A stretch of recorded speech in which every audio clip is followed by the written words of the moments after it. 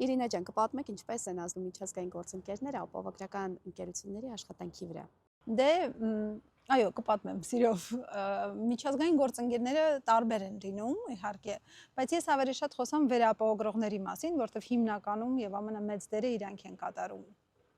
Եվ մեր լսողների համար երկու բառով ուղղակի ասեմ ինչա վերապահովագրությունը, որտեղ ինքը այտենց առօրյայում շատ չօգտագործվող բառ է, տերմին է։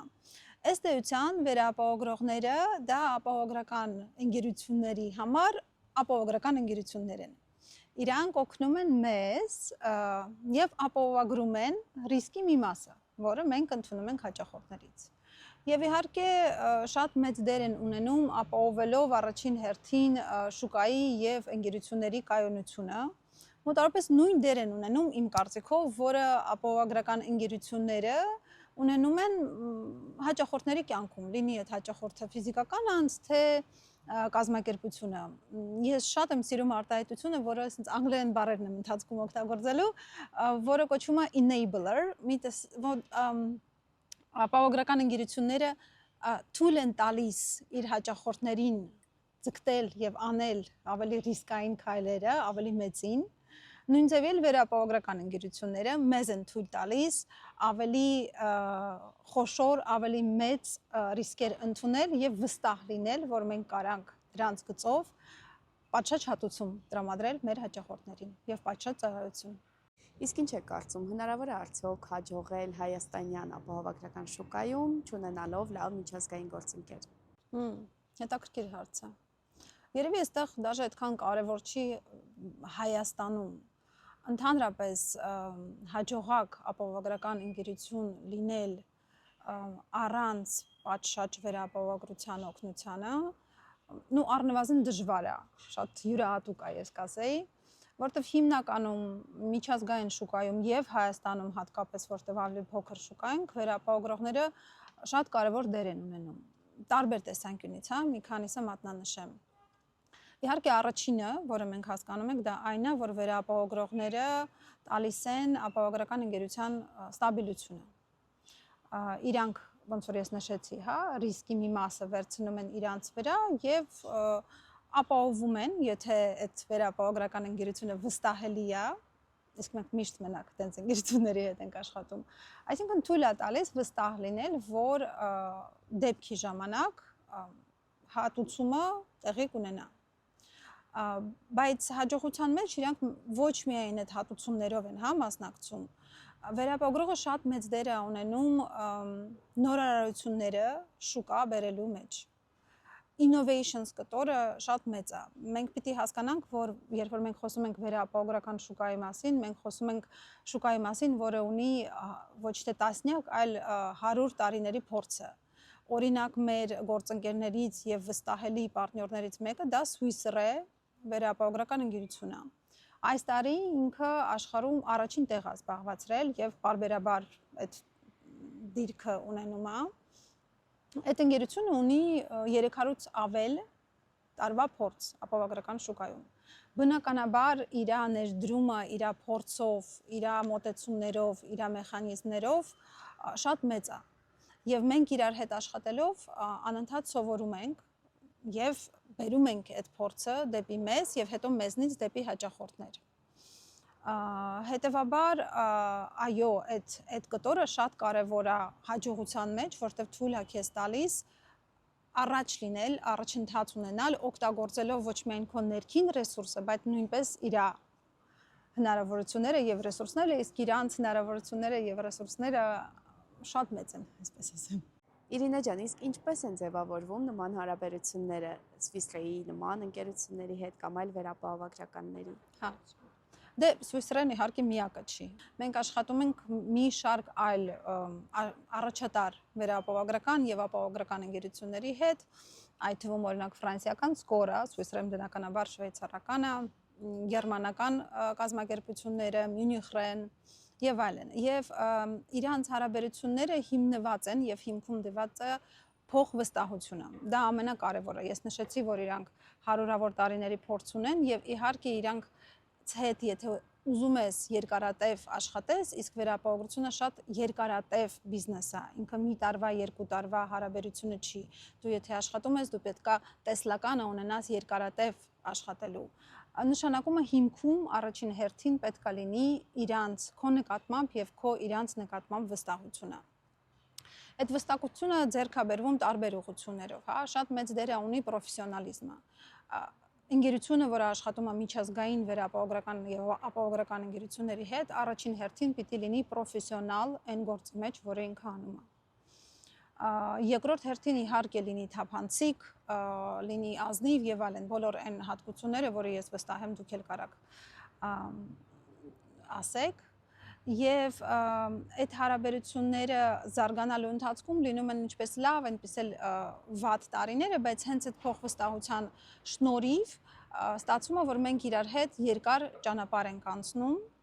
եւ կարողանում ենք ստանալ այն ամենը, ինչ որ ենթադրում է հաջողակ վերապահովության հարաբերությունները։ Կարող ենք ասել, որ միջազգային գործընկերները զարգացնում են ոչ միայն FS, այլև ամբողջ ապահովագրական մշակույթը Հայաստանում։ Այո, կարծում եմ դա այդպես էլ կա։ Օրինակ, էլի կարանք Swiss Re մասով ասենք, մենք մոտավորապես մի տարի առաջ իրանց հետ շատ սերտ համագործալու արդյունքում մշակեցինք եւ ներդրեցինք Հայաստանում նոր պրոդուկտը,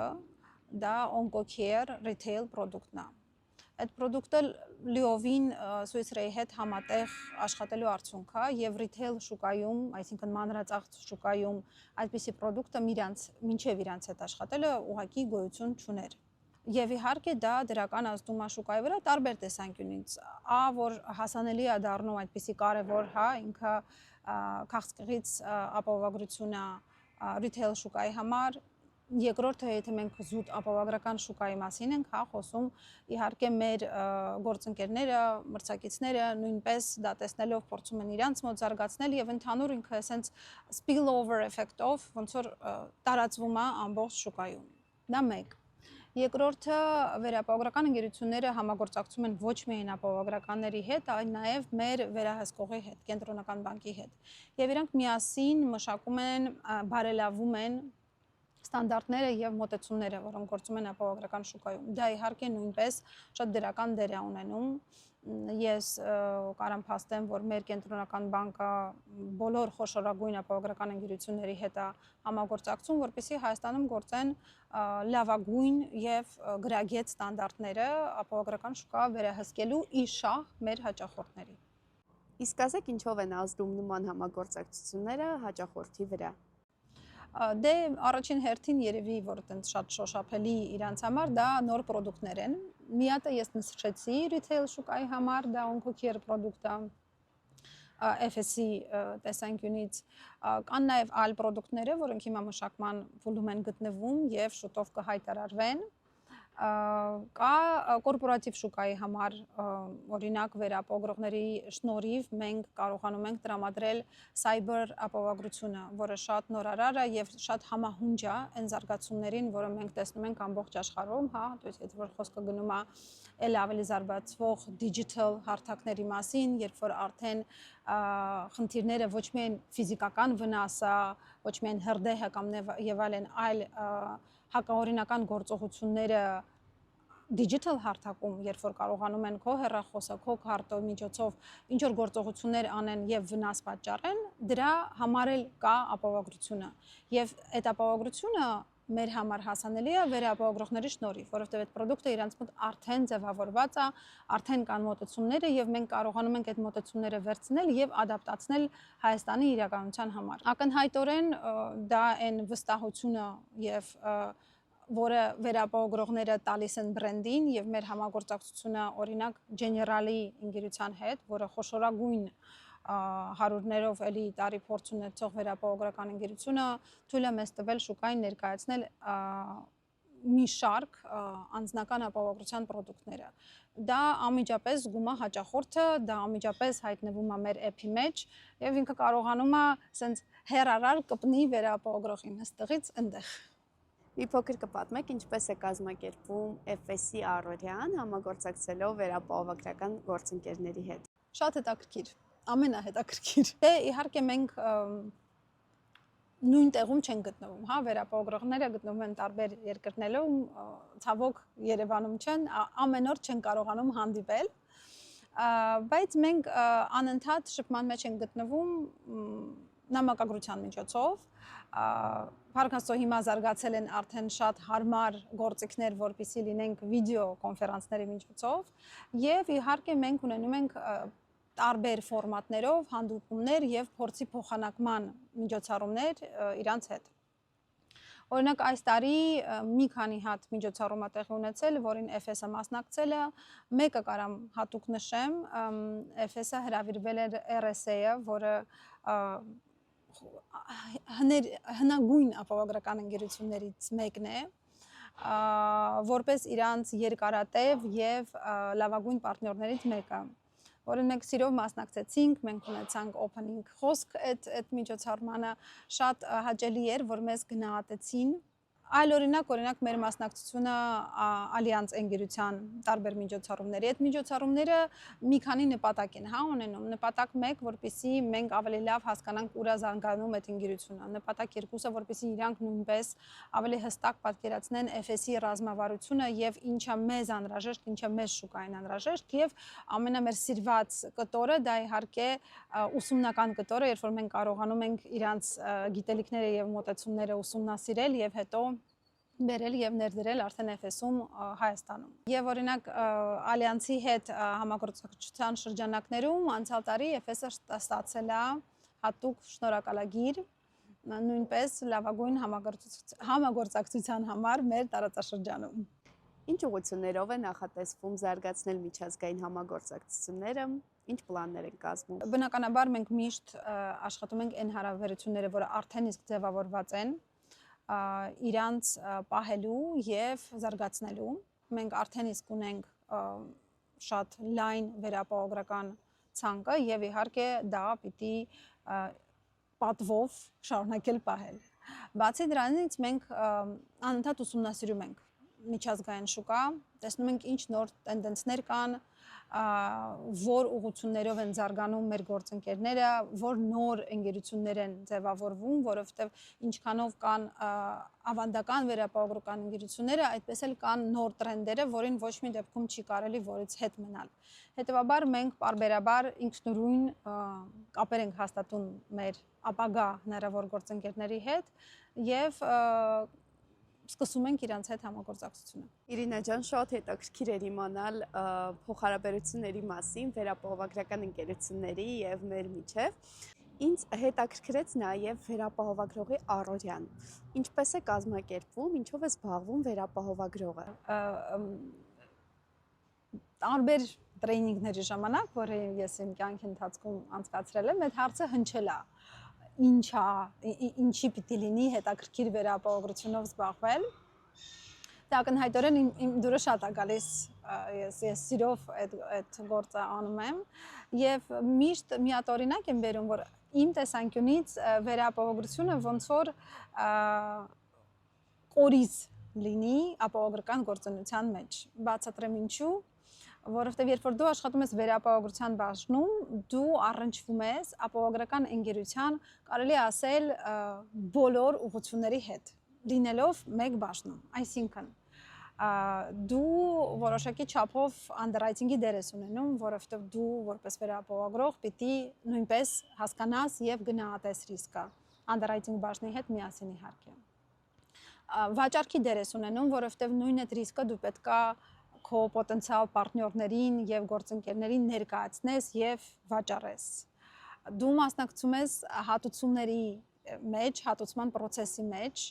որովհետեւ պիտի տիրապետես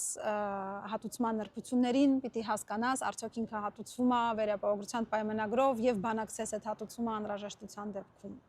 Որոշակի չափով դաժե մի քիչ ձեր մարքեթինգի գործից կա գործընկերներ, որովհետև դու պիտի անընդհատ ներկայացնես, կիսվես նյութերով, այսինքն մարքեթինգային էլեմենտը ապահովես